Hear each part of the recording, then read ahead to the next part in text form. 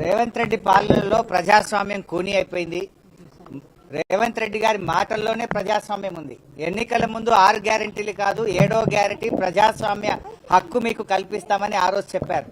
కానీ ఈ రాష్ట్రంలో పరిస్థితి ఏంటంటే ప్రతిపక్షాలు కనీసం ధర్నాలకు వెళ్ళొద్దు, రైతుల్ని పరామర్శించొద్దు, ప్రతిపక్షాలు ప్రశ్నించొద్దు, ప్రశ్నిస్తే మీకు అరెస్టులు, మీ మీద ఎంక్వైరీలు, విజిలెన్స్ ఎంక్వైరీ వేస్తాం, సిఐడి ఎంక్వైరీ వేస్తాం, కమిషన్లు వేస్తాం అని ప్రతిపక్షాల మీద ఎదురుదాడికి ప్రభుత్వం పాల్పడతా ఉంది.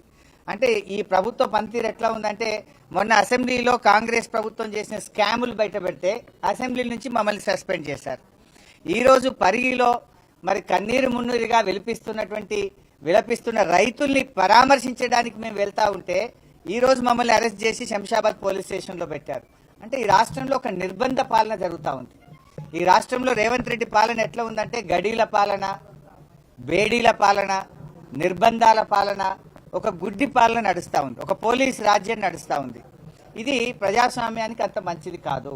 ఇవాళ మేము ఏమడుగుతా ఉన్నాం, మీరు ఏదైతే 2 పంటలు 3 పంటలు పండే భూముల్లో ఫ్యాక్టరీలు పెట్టాలని నోటిఫికేషన్ ఇచ్చారో దాన్ని రద్దు చేయండి. ఏదైనా పనికిరాని భూములు, సాగుకు పనికిరాని భూములు ఎన్నో ఉన్నాయి, అక్కడ పెట్టండి పరిశ్రమలు. ఇవాళ మీరు నోటిఫికేషన్ ఇచ్చిన భూముల్లో పాపం ఎస్సీ బీసీ రైతులు ఉన్నారు, పేద రైతులు ఉన్నారు, మంచిగా 2 పంటలు పండే భూములు ఉన్నాయి. గా భూములు ఎందుకు లాక్కుంటారనే మేము అడుగుతా ఉన్నాం. ఇవాళ మమ్మల్ని అరెస్ట్ చేయాల్సిన అవసరం ఏమొచ్చింది? మేము ప్రజాస్వామ్యబద్ధంగా ఆ ఊరికి వెళ్ళి ఆ రైతుల్ని ఓదార్చి రైతులకు భరోసా కల్పించడానికి